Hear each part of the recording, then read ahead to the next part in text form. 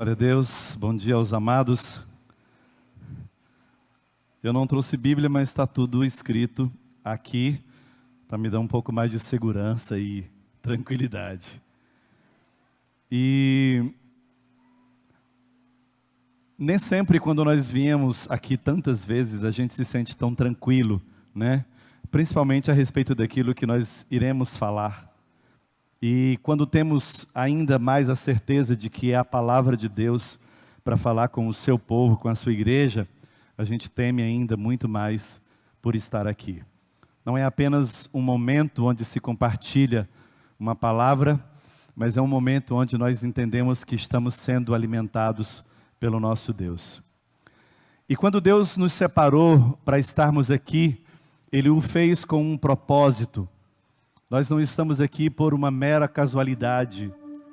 E quando Deus achou por bem nos alcançar primeiro do que muitos outros, há um propósito no coração dele, né, e um motivo, uma razão para nós estarmos aqui. Eu lembro que alguns anos atrás eu tinha em casa um pé de mexerica.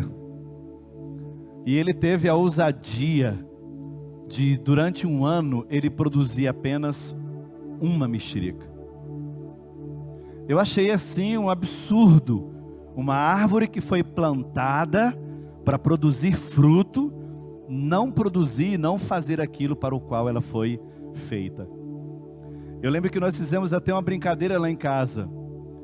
Peguei uma cadeirinha, botei do lado dela, sentei e fui conversar com ela. Eu conversei com ela como se fosse um ser humano. Eu falei, o que você precisa para produzir? E por que, sendo uma árvore frutífera, você não produziu um fruto que nós esperávamos?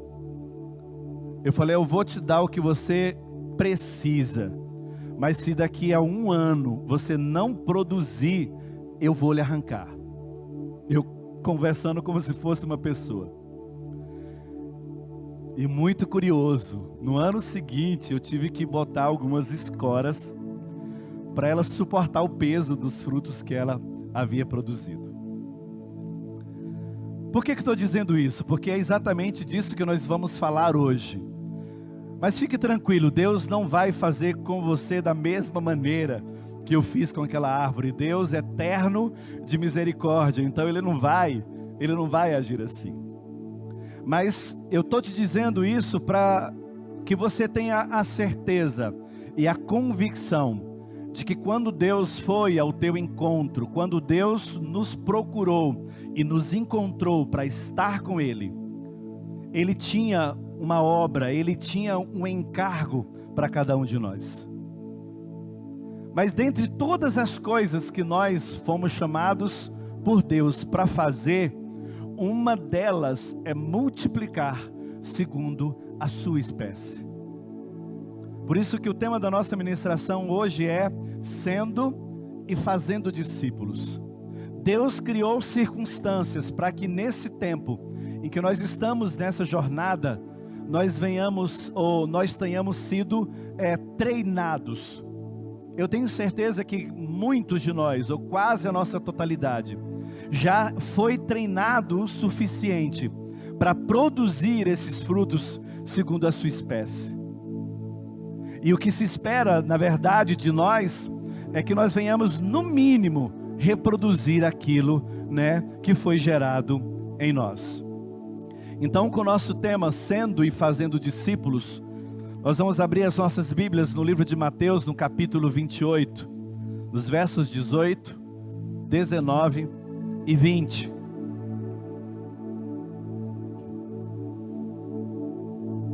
Está aqui, né? Eu vou ver se eu consigo ler ao longe. E chegando-se Jesus, falou-lhes dizendo: é-me dado todo o poder, pode voltar isso. É-me dado todo o poder no céu e na terra. Aqui diz, toda a autoridade me foi dada no céu e na terra.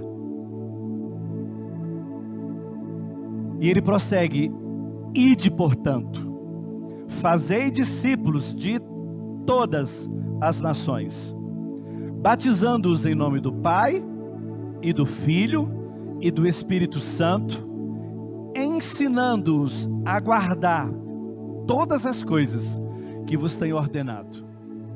E eis que estou convosco todos os dias, até a consumação do século, ensinando-os a guardar todas as coisas.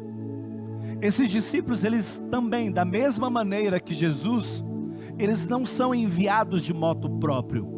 Eles vão com um consentimento, com a autorização daquele que pode, porque ele está falando de si mesmo, e ele diz que ele tem autoridade, lhe foi dada autoridade no céu e na terra. Ele consegue a autoridade nos céus diante de Deus, porque lá ele cumpriu o seu propósito. E na terra também ele tem autoridade, porque aquilo que lhe foi outorgado fazer, ele o faz. Então Jesus, ele é autoridade nas duas dimensões, porque ele é o Salvador que morava nos céus, e é aquele também que habitou junto com os homens, para provar, ele vai provar cabalmente, que um homem feito de carne, cheio de limitações, ele pode obedecer a Deus, mesmo sendo quem ele é, com todos os desafios que ele tem. Então nos foi provado mais do que tudo, que é possível ser obediente, tendo essa estrutura que nós temos. Então, para nós cristãos, quando nós chegamos na casa de Deus, começa a se levantar os cuidados sobre as nossas vidas. Eu tenho certeza que muitos de nós aqui já estamos sendo cuidados por alguém. E eu digo sendo e fazendo discípulos, porque eu tenho o desafio de me deixar tratar. Mas também o passo seguinte é, depois de tratado ou estando sendo tratado, também fazer a mesma coisa com outra pessoa. Então você está numa igreja que não é apenas um ambiente para você frequentar, é uma família a qual você pertence. E por ser uma família, nós temos a obrigação de cuidar de você. E o desafio que eu faço a vocês nesta manhã: permita-se ser cuidado por alguns de nós. Nós estamos passando pelo mesmo processo, nós estamos enfrentando os mesmos desafios de estar de frente com um bispo e ser desafiado nesse relacionamento, nas nossas fraquezas, nas nossas limitações. Quantas vezes eu não lhe pedi perdão? Quantas vezes não tive que confessar os meus pecados e falar da minha intimidade? Eu faço isso porque eu entendo que eu necessito, é preciso.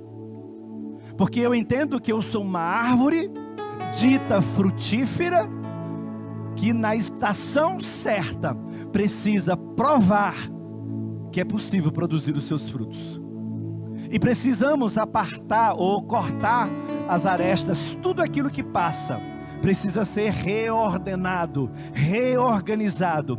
Se na minha vida ou na tua vida, algo que é natural acontecer, não está acontecendo, então precisa de fazer um ajuste. Então nós precisamos desse monitoramento, ou mentoreamento o tempo todo. Um discipulador, quem é um discipulador?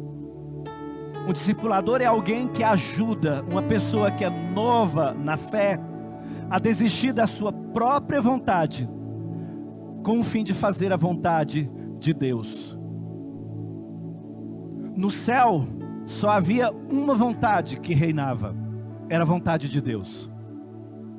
Todas as coisas no universo eram regidas pela única vontade que existia, que era a vontade de Deus.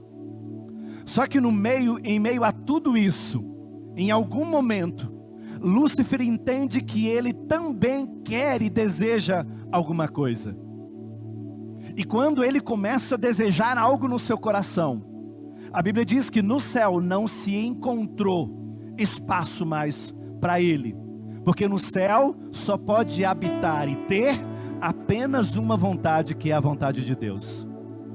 Por isso que ele foi expulso de lá e veio aqui para a terra. E quando Deus vem à terra e forma o homem e estrutura o homem da maneira como nós somos, ou pelo menos da maneira que a gente era, porque foi modificado o projeto original, Satanás também vem no paraíso e convence o homem de que aquilo que Deus houvera dito não era exatamente da maneira que ele estava querendo dizer.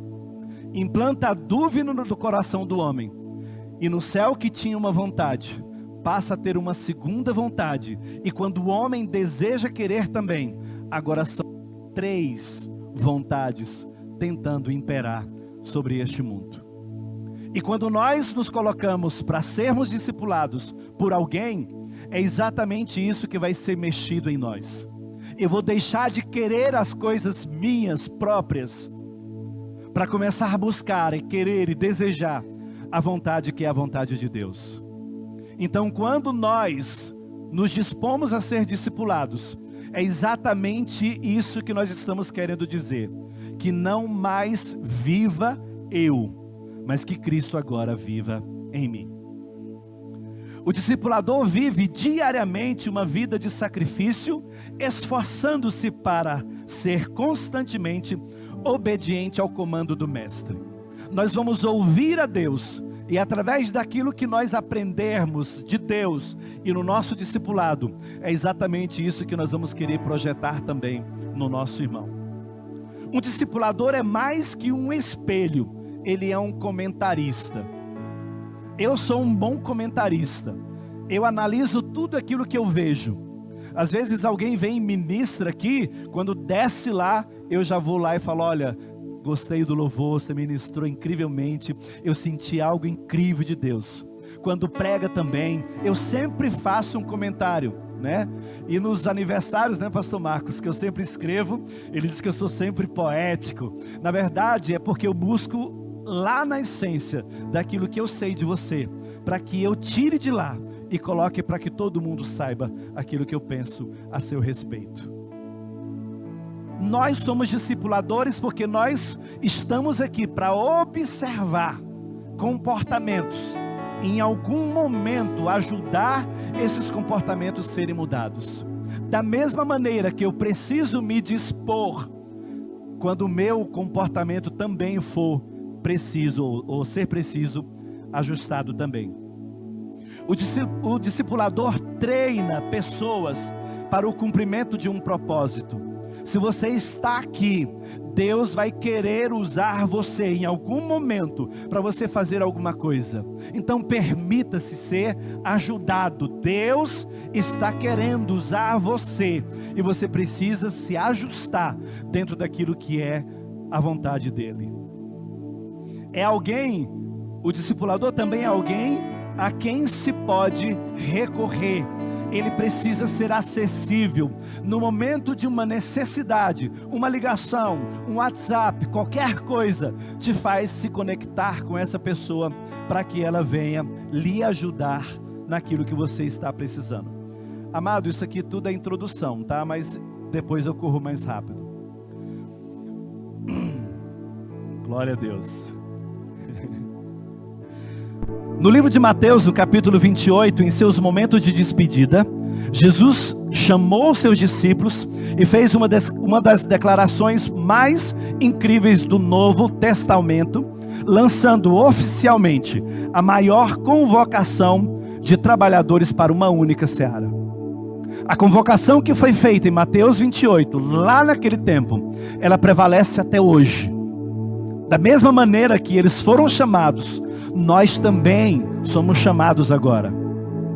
E aqui ele diz: ide, portanto. Mas a gente pode mudar isso aqui e dizer que aqui a gente pode colocar um gerúndio. Nós temos que estar indo, porque há mais de 2000 anos nós já fomos chamados.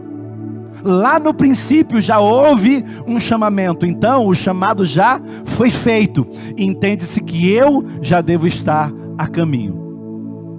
Iniciar a formação de um discípulo é o pontapé inicial no processo de geração e transformação de um bebê espiritual recém-nascido em um líder em potencial. Nós temos essa liderança em nós. E isso é perceptível quando nós estamos na nossa casa, na nossa roda de amigos e até mesmo quando vamos apresentar um TCC na faculdade. Quando nós abrimos a conversa, todo mundo sabe que existe algo diferente em nós que não há em outra pessoa. Então, discípulos não nascem prontos, eles são gerados em dores de parto. Então pode ter certeza que o meu discipulador, ele sofre me gerando para esse propósito. E da mesma maneira eu tenho sofrido na geração dos meus que irão cumprir os seus propósitos também. A formação de um discípulo começa com um contrato de aprendizagem onde discipulador e discípulo estabelecem uma aliança, uma parceria de fidelidade, lealdade e, acima de tudo, respeito mútuo, que proporcionará um caminhar seguro entre eles. Quando você casou com a sua esposa ou com o seu marido, foi uma aliança que você fez. Disse que é na alegria, na tristeza, na saúde, na doença. E diz que em todos esses momentos você vai amar e respeitar. Então, quando você decidir discipular ou ser discipulado por alguém, vai haver momentos de festa, vai haver momentos em que vai ser pura alegria, mas vai haver também muitos momentos de choro, de lutas e até de momentâneas decepções. Mas eu tenho certeza que no final, o fruto a ser produzido vai compensar. Discipulado envolve experiências. Para qualquer lado que você olhar hoje, você vai ver homens ou mulheres procurando um guia, um treinador, um modelo, um conselheiro, alguém que o ajude a descobrir caminhos que o conduza seguramente a um nível maior de maturidade e intimidade com Deus. Você que é discipulador, que já está em exercício fazendo isso, é só olhar para o lado, aí onde você está, que você vai ver que existe alguém desejoso de encontrar alguém como você para cuidar dele. Está ao nosso redor, faz parte da nossa vida, é algo natural em nós.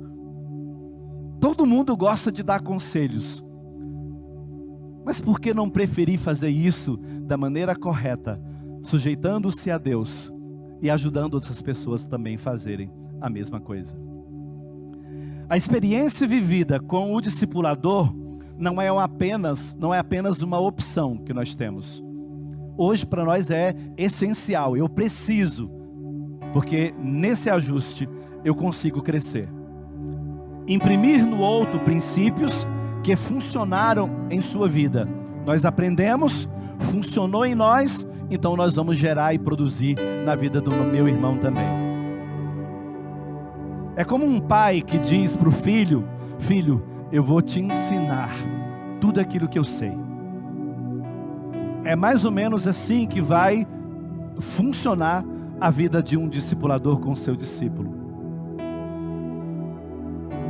A palavra de Deus tem apenas um alvo: a humanidade caída. Eu e você estamos sendo treinados por Deus, porque você vai ver o mundo inteiro aí fora precisando urgentemente de Deus e ainda não o conhece. Então nós estamos sendo treinados para isso, para alcançar essas pessoas e mostrar para elas o amor de Deus. Deus não fez separação entre o judeu e o grego, entre o santo e o profano. No coração de Deus cabe todo o universo, e no seu amor experimentamos todas as dádivas. Deus existe, não é exclusivamente para mim e para você. Nós estamos aqui para sermos treinados e a partir daí alcançarmos a humanidade que precisa e está à sedência de Deus. O amor de Deus é amor para repartir e compartilhar com a humanidade inteira. E ainda assim sobrará amor para toda a eternidade. O coração de Deus é definitivamente o melhor e o maior lugar para se habitar. É para lá que Ele deseja que sejam conduzidos todos os seus filhos. Agora eu rapidinho vou passar pelo processo. Toda autoridade me foi dada. Isso é o que Jesus diz. Então essa é a base fundamental que respalda a grande comissão. Quando ele diz, ide portanto, ele vai dizer, olha, toda autoridade me foi dada no céu e na terra. Eu estou dizendo que eu tenho autorização para dizer para você ir. Então essa é a base fundamental que respalda tudo isso. Não se trata de poder, e sim de autoridade. Ele tem permissão, ele tem a chave da entrada desse reino para o qual ele está nos mandando ir. Então, é autorização legal para conquistar e dominar, é o que ele está nos dando, a mesma coisa que ele diz lá no Éden para Adão e para Eva. A primeira experiência de discipulado realizada foi na vida dos discípulos. Eles foram os que primeiro provaram o método e atestaram a sua autenticidade e funcionalidade. Por isso que Jesus manda que vá, porque agora já foi experimentado, o método funciona, vá e faz também. Ide, portanto, quando Jesus diz aos discípulos, ide e fazei discípulos, ele está não apenas aprovando a eficiência do seu método, mas também está dando permissão para os seus discípulos para ir a todos os lugares e reproduzir tudo aquilo que aprenderam quando tiveram ou estiveram com ele na vida. Isso tem que ser feito na vida de outras pessoas. Os discípulos de Jesus receberam como herança um modelo revolucionário. Então nós temos muitos modelos hoje de alcançar pessoas, mas nada é tão original e tão profundo e tão eficaz como o método que Jesus usou há 2000 anos atrás. Então não é um método revolucionário de discipulado que iria abalar as estruturas do mundo naquela ocasião e iria nos alcançar mais de 2000 anos depois. O método de discipulado que funcionou naquele tempo, ele veio de lá, passando de geração a geração, e hoje nos alcança também da mesma maneira, da mesma forma, com a mesma originalidade. Fazei discípulos, ele também os tornou frutíferos, dando a eles a capacidade de gerar vida em outras pessoas. Isso é o que nós fomos chamados a ser e fazer. Vida que é gerada em nós, que é transmitida e gerada também na vida de outra pessoa. Então, toda árvore que se preza precisa produzir fruto, ou pelo menos o perfume das flores que ela vier a lançar. Mas pode ter certeza que nenhuma árvore que existe, há nela o impedimento de reprodução. Se não é pela semente, é por um galho que se corta, de alguma maneira você pode fazer ela frutificar, aliás, ou pelo menos se multiplicar. Os discípulos de Jesus receberam, como eu já falei, fazei discípulos. Ele também os tornou frutíferos, dando a eles a capacidade de gerar vida em outras pessoas. Dentre todas as determinações que eles receberam de Jesus, existia aquela que deveria se tornar a razão das suas próprias vidas. Hoje, como os meninos do Ministério de Adoradores, eles sabem, eu tenho um grilo de cantar Maranata, ora vem Senhor Jesus. Porque o Maranata que se diz, ou que se deve dizer, não é aqui em cima cantando. A partir do momento que nós sairmos por aí, cumprindo as funções ou cumprindo o ministério para o qual nós somos chamados, à medida que nós formos multiplicando os filhos sendo gerados para Deus, quando aumentasse o número dessas pessoas e o mundo for tomado com a palavra de Deus, quando todo mundo conhecer de tudo isso, saber da glória de Deus, conhecer Deus dessa forma ou dessa maneira, Ele vem, Ele virá. Mas primeiro eu preciso entender que quando eu sair daquela porta, eu estou sendo enviado. Quando eu colocar os pés fora daqui, qualquer coisa que eu vier a fazer, eu preciso entender que eu estou ali no reino de Deus e eu preciso frutificar no lugar em que eu for colocado. Então, se você entende que você está sendo ou você está fazendo discípulos, é exatamente isso que você precisa entender. Saiu de férias, você foi enviado. Saiu para o trabalho, você foi enviado. Você foi para casa, você foi enviado. Chegou aqui no templo, é para contar as bênçãos de tudo aquilo que Deus fez lá fora, no tempo do teu envio. Quando falamos em fazer discípulos, não estamos propondo um novo programa de treinamento ou um modelo atual de desenvolvimento de igreja. Discipulado é o modelo de trabalho implantado por Jesus como o meio mais eficaz de romper as cadeias do mundo e transformar o caráter do homem. É para isso.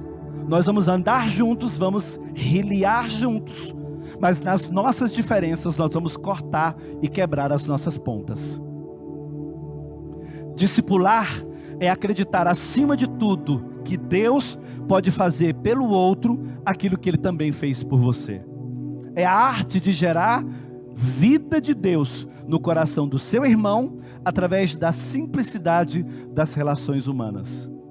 O método de Jesus é simples, é caminhar junto e ajustar os passos nessa jornada. Discipulado é cuidado. A primeira lição que podemos aprender com o discipulado é que o interesse de Deus sempre foi que cuidássemos uns dos outros.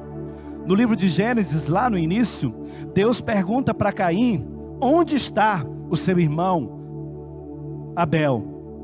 Sabedor daquilo que houvera feito, Caim responde para Deus dessa maneira: acaso sou eu tutor do meu irmão? Sou eu que tenho responsabilidade sobre a vida dele?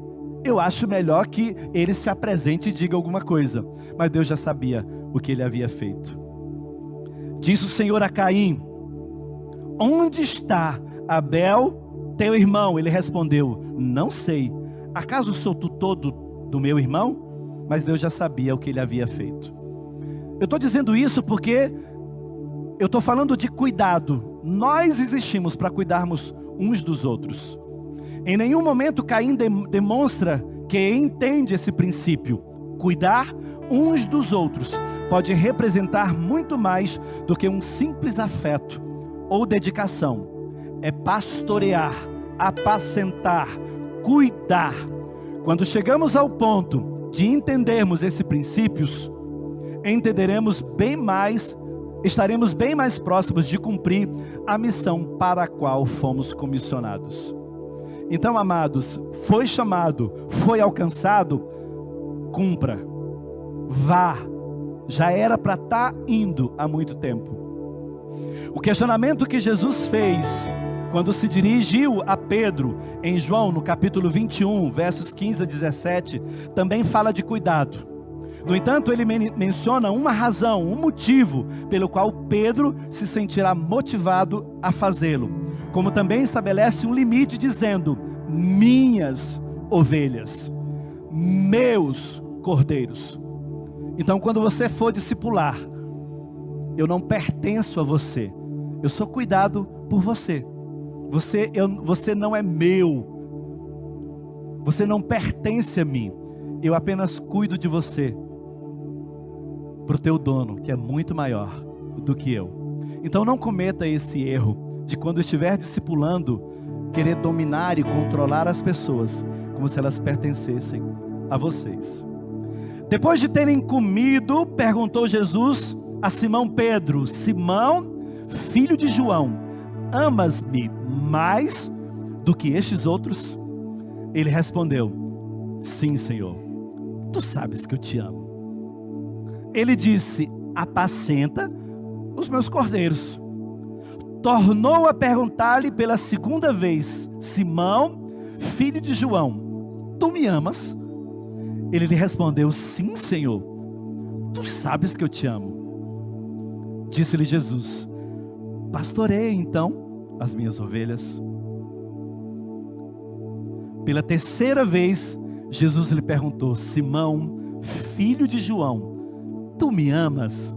Tipo, tu me amas mesmo? É isso que você está querendo me dizer? Pedro entristeceu-se por ele lhe ter dito pela terceira vez: tu me amas? E respondeu-lhe: Senhor, tu sabes de todas as coisas, tu sabes que eu te amo. Então Jesus vem e diz: apacenta as minhas ovelhas.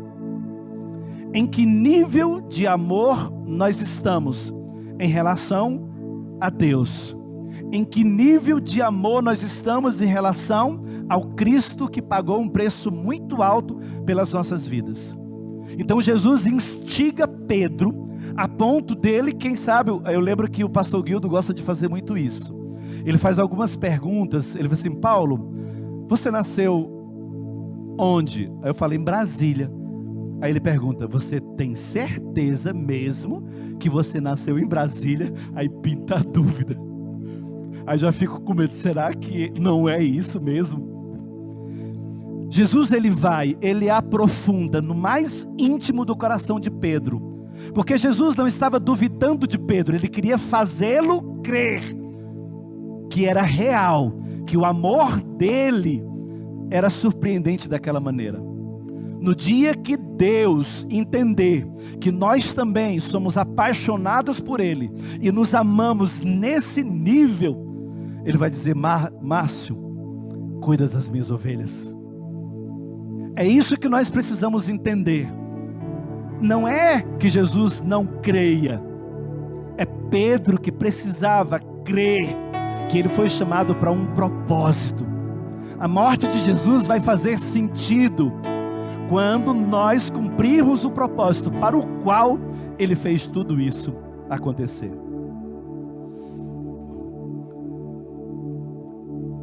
Eu já, em algum momento, pensei que eu tivesse sido programado incorretamente, ou tipo assim, programado errado. Mas depois eu entendi que não era uma programação que fora feito, mas talvez as minhas ações é que deturparam o processo e fez com que aquilo que eu deveria fazer não houvera sido feito da maneira correta. Então aqui Pedro, ele foi induzido a olhar para si, para entender. E depois esse homem vai virar uma bomba, ele vai virar uma explosão. Eu vou terminar, tá? Fica tranquilo.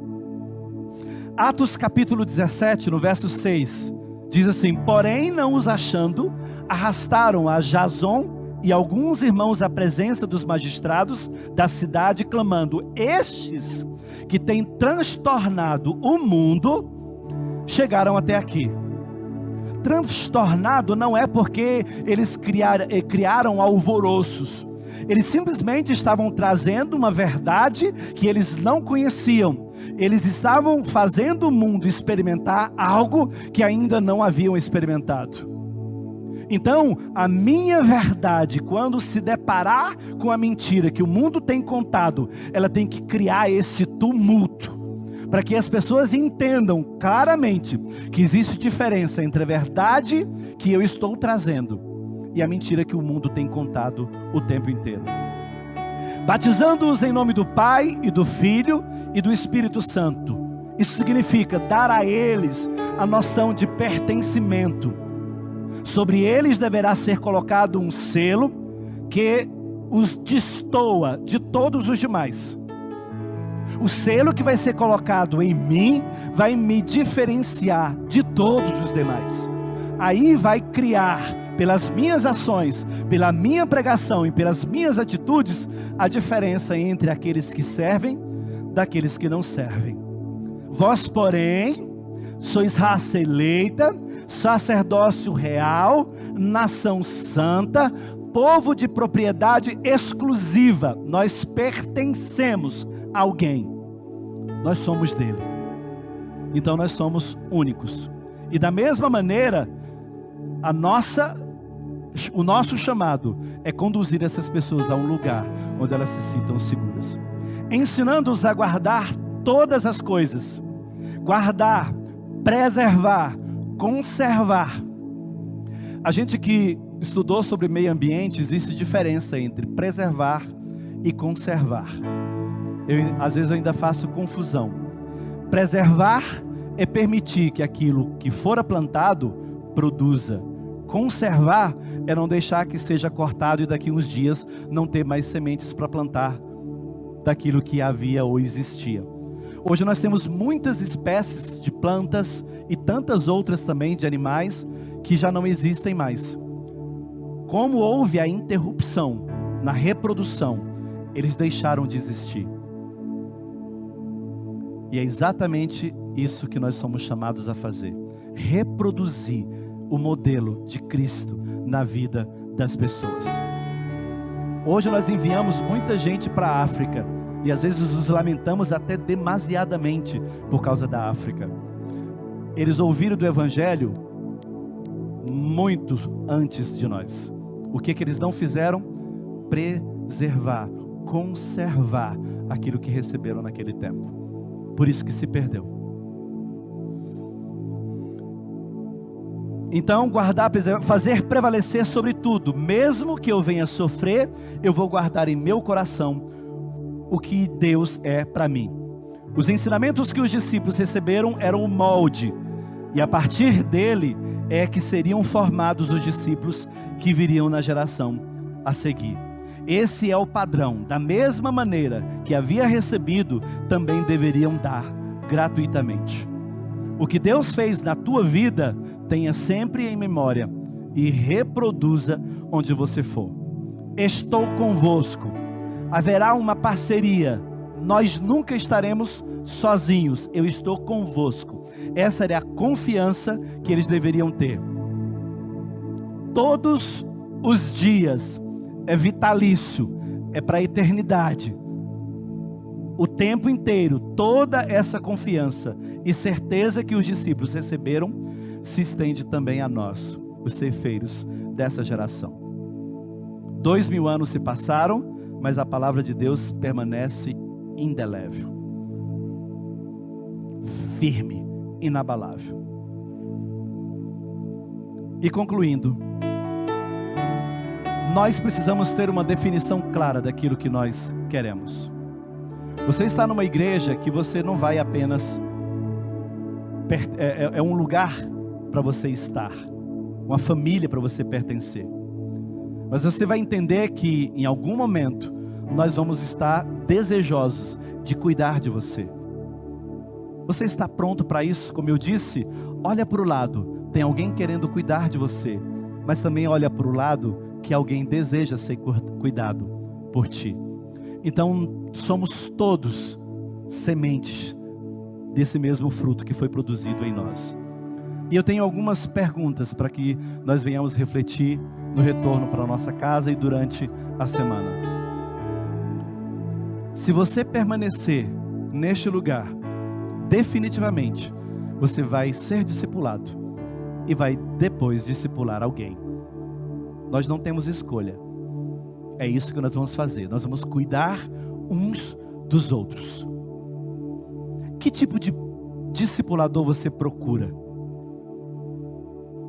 Que tipo de cuidado você precisa ter? Mas não somente que tipo de discipulador você procura. Que tipo de discipulador você deseja ser? Porque alguém também quer ser cuidado por você. E talvez as perguntas mais profundas que nós podemos fazer dentro do discipulado, e Jesus fez isso cabalmente com seus discípulos. O que você está disposto a perder nesse processo? E por fim, o que você deseja alcançar com a sua transformação? Essa pergunta fica para cada um de nós, para quem está em casa, para todos aqueles que nos ouvem, e quantas gerações durar isso que nós estamos falando agora. Amém? Glória a Deus.